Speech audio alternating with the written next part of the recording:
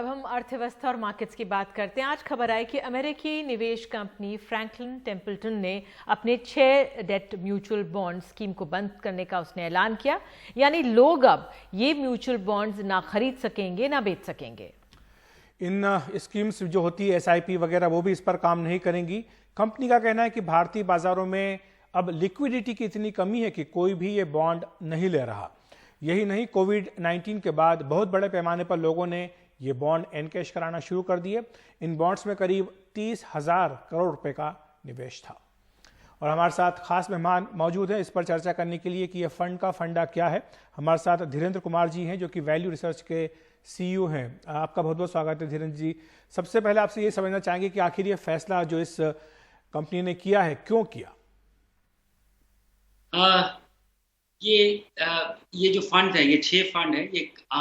ये अपना सारा पैसा, निवेशकों का पैसा जो इसमें लगा हुआ है, ये कंपनियों के बॉन्ड्स में लगता है।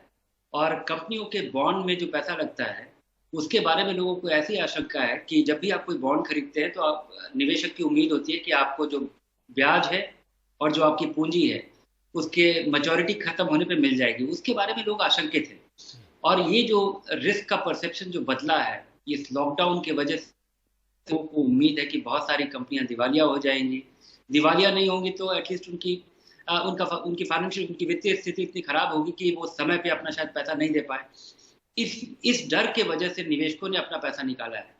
इस वजह से हालांकि उन कंपनियों में जिन कंपनियों में इस फंड का पैसा लगा हुआ है वहां पे अभी तक कोई पैसा डूबा नहीं है, ना ही कोई इस तरह का नुकसान हुआ है, ना ही उनकी क्रेडिट रेटिंग में गिरावट आई है। लेकिन लोगों की आशंका की वजह से, लोग के डर के वजह से लोग अपना पैसा निकाल रहे हैं। और जब अचानक बहुत सारे लोग, निवेशक अगर अपना पैसा निकालें तो ये अपने आप में एक खतरा हो जाता है, क्योंकि इस समय उनके जो वो बॉन्ड्स है उनके भाव गिर जाते हैं या उनका कोई खरीदार नहीं होता है। और RBI ने जो लिक्विडिटी विंडो अवेलेबल भी कराया है उसका तरीका यह है कि ये उम्मीद करती है कि बैंक इस तरह के क्रेडिट अवेलेबल कराएंगे। लेकिन इस समय बैंक भी कोई रिस्क लेने के लिए तैयार नहीं है। जैसा आपको पता होगा कि बैंकों का जो पैसा RBI के पास जो इस्तेमाल नहीं हो पाता है, वो जमा होता है वो रिवर्स रेपो के जरिए, वो अभी अपने रिकॉर्ड स्तर पे है। कोई भी व्यक्ति, कोई भी इंस्टीट्यूशन रिस्क लेने के लिए तैयार नहीं है, जिसका ये नतीजा 7 लाख करोड़ रुपया है जो बैंकों ने जमा करा दिया है RBI के पास। और ये अपने आप में ये इशारा करा धीरेन्द्र जी कि बैंक भी जो है वो अब कर्जा देने के लिए तैयार नहीं है। यानी एक साफ साफ दिखाई दे रहा है कि लिक्विडिटी की कमी बाजार में है और इसी की वजह से इसका असर पड़ रहा है। जी हाँ, जिस तरह का डर बना हुआ है और डर का आधार है, क्योंकि अगर कारोबार बंद रहे, अगर कंपनियां, अगर फैक्ट्रियां बंद रहे तो लोग उम्मीद नहीं करते हैं कि कंपनियों की स्थिति ऐसी होगी कि समय पे अपने सारे कमिटमेंट्स को या सारे अपने प्रोमिसेस को, ऑब्लिगेशंस को ऑनर कर पाएंगे। ऐसी स्थिति में आप लोगों को एडवाइस क्या करेंगे? जो छोटे निवेशक हैं खासतौर से, उनकी बहुत चिंताएं बढ़ गई हैं और फंड्स को लेकर। उनको ये डर है कि अभी इस फंड में हुआ है, कहीं और फंड्स में ऐसा ना हो जाए। तो क्या एडवाइस है आपका? मुझे लगता है जिन निवेशकों के, अगर आपका ढेर सारा पैसा लगा हुआ है जिसमें से कुछ पैसा इस तरह के क्रेडिट फंड में लगा हुआ है, तो कोई खास चिंता की बात नहीं है। ये फंड जिसको कि बंद भी किया गया है, इसमें मुझे उम्मीद है कि निवेशकों का कोई नुकसान नहीं होगा। इन फंड्स के लिए खतरा ये हुआ था कि लोगों के पैसे निकालने की वजह से, जिस रफ्तार से लोग पैसा निकाल रहे थे, करीब करीब 20% पैसा इस फंड का पिछले 1 महीने में ही निकल गया है।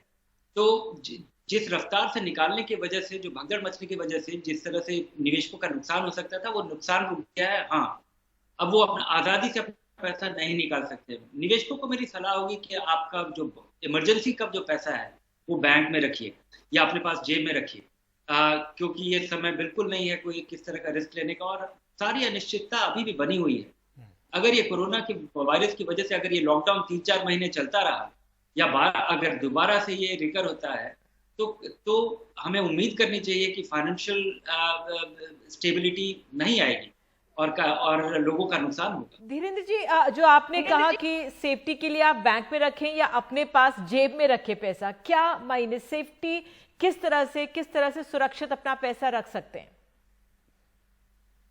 नहीं, मुझे लगता है ये हर एक व्यक्ति पे और उसकी जो अपनी स्थिति है उस पर निर्भर करता है।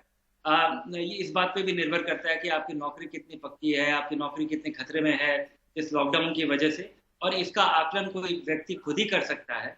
लेकिन मुझे लगता है कि 3-4 महीने से लेकर के 1 साल आपके खर्चे का जो पैसा है वो आपके पास बैंक में या लिक्विड फंड में होना चाहिए, जहाँ पे कोई खास जोखिम नहीं है, या फिर कुछ पैसा आपके पास और फंड्स में क्या अपने सिप बंद कर देने चाहिए सर? इस समय पैसे ना निकालें भले ही, लेकिन जो और सिप्स हैं उसमें क्या पैसा डालना बंद करना चाहिए?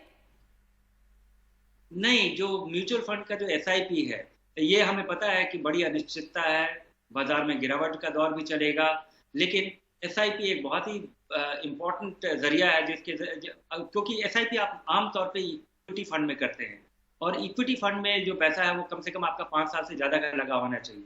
अगर आप 5 साल के लिए अगर आपकी आमदनी में किसी तरह की गिरावट या किसी तरह की रुकावट नहीं होती है तो अपने SIP को बिल्कुल बंद न करें। इस समय आप सस्ता खरीद रहे हैं, और अगर आप 5 साल के लिए खरीद रहे हैं तो हमें उम्मीद करनी चाहिए कि आपको नुकसान नहीं होगा, बल्कि इस समय का नहीं लगाया हुआ पैसा आपके लिए एक बहुत बड़ा अपॉर्चुनिटी लॉस होगा। धीरेन्द्र जी, एक अंतिम प्रश्न आपसे मैं करना चाहूंगा कि ये जो पूरा एक संकट खड़ा हुआ है, आपको क्या लग रहा है कि आगे जाके ज्यादा गंभीर हो सकता है, जो दूसरे म्यूचुअल फंड से उस पर भी इसका असर पड़ सकता है, एक तरह क्रेडिट क्राइसिस भी देखने को मिल सकता है? पता नहीं है, ये ऐसा बिल्कुल हो सकता है, किसी भी तरह चीज से नकारा नहीं जा सकता क्योंकि बड़ी अनिश्चितता बनी हुई है। अगर ये लॉकडाउन एक्सटेंड होता है तब मुझे लगता है कि ये बिल्कुल इमिनेंट होगा, और अगर RBI कोई कदम उठाती है जैसा कि अमेरिका में उठाया गया है, इस तरह की स्थिति है जो अमेरिका में हुई है, तो वैसे में फेड ने बहुत सारे फंड्स में को सीधा खरीदा है, तो बाजार में कॉन्फिडेंस फौरी तौर पे प्रोवाइड करना ये सेंट्रल बैंकर की जिम्मेवारी है। एक लेंडर ऑफ लास्ट रिसोर्ट का होना जो कि बाजार के कॉन्फिडेंस को इरोड होने से बचाए, उसके लिए कॉन्फिडेंस कैसे आ सकता है? आज हमने पूर्व वित्त मंत्री यशवंत सिन्हा से बात की, उन्होंने कहा कि सरकार को पैसा डालना होगा, लेकिन सरकार के भी पास पैसा नहीं होगा इस समय। तो ये कॉन्फिडेंस कैसे आए? कौन इस कॉन्फिडेंस को निर्धारित करेगा? नहीं, सरकार के पास पैसा नहीं होगा, लेकिन सरकार उधार पे चलती है, और सरकार के पास एक बहुत बड़ा अधिकार है कि वो नोट छाप सकती है, और इस तरह के कॉन्फिडेंस को रिस्टोर करने के लिए अगर कदम नहीं उठाए तो ये समस्या बहुत बड़ी हो जाएगी और हाथ से निकल जाएगी। जी, शुक्रिया आपका इस तमाम जानकारी के लिए और चर्चा के लिए धीरेन्द्र जी।